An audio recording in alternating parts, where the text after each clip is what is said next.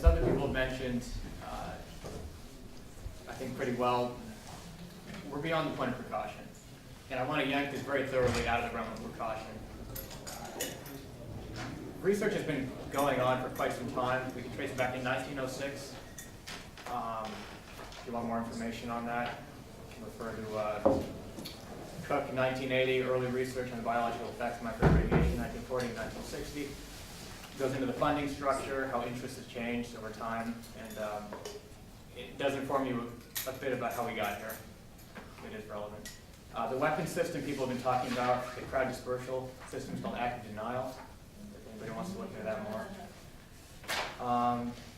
The other thing I'd like to mention is, on millimeter waves in particular, this is a document, declassified CIA document from 1977, detailing Soviet work on the effect of millimeter waves, low-intensity millimeter waves on biological systems.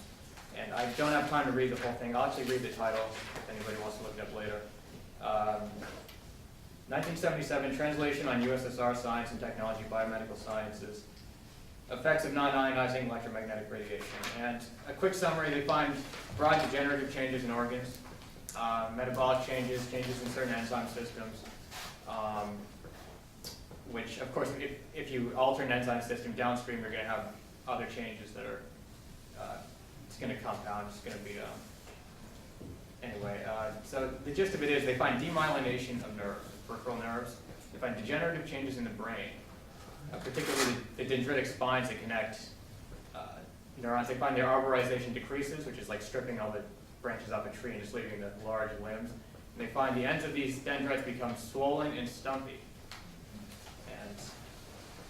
And they find degenerative changes in the spinal ganglia. They find a number of things. And this is the idea, the Russian idea of a chronic study was generally 15 minutes per day for some amount of days. In this case, it was 15 minutes per day for 60 days.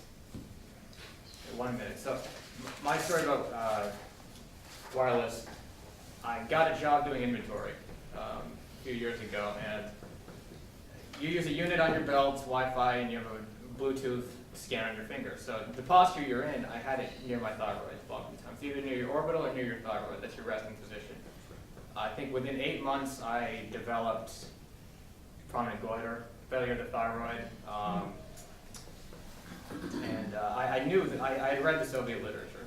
I knew about microsickness. I knew how it presented. I knew its course, and so I quit.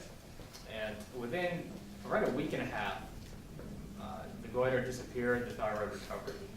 So it is that's another recurring theme of the Soviet investigations. They find short-term it's reversible, long-term it is irreversible. And the other thing I want to say is, that hasn't been mentioned, the biggest existential threat of these systems is infertility, irreversible infertility.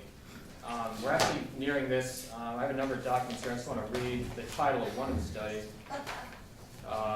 This is International Agency of Research on Cancer, declaring it a Class 2B possible carcinogen. It should be probably a Class 1.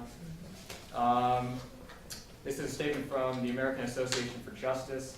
I actually have a link to a number of these documents if anybody wants them. This is a statement from a pediatric neurologist at Massachusetts General Hospital, Harvard trained, stating, don't do this.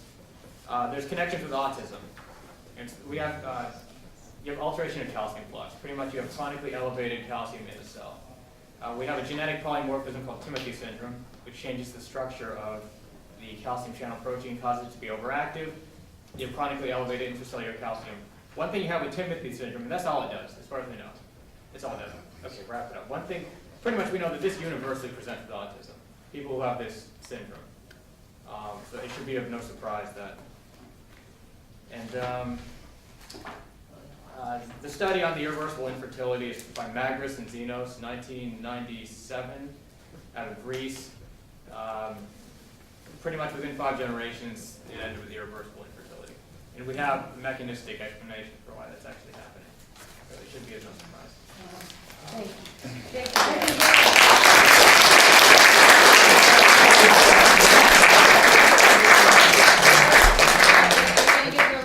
Yeah, if anybody wants wants a link to a number of documents in a text file where I have all this indexed and a number of other papers indexed by author and Could you date. please send them to?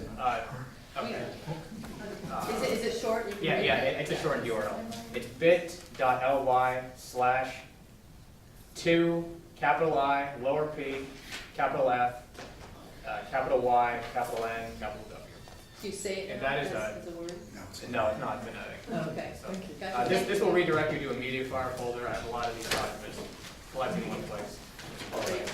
All right.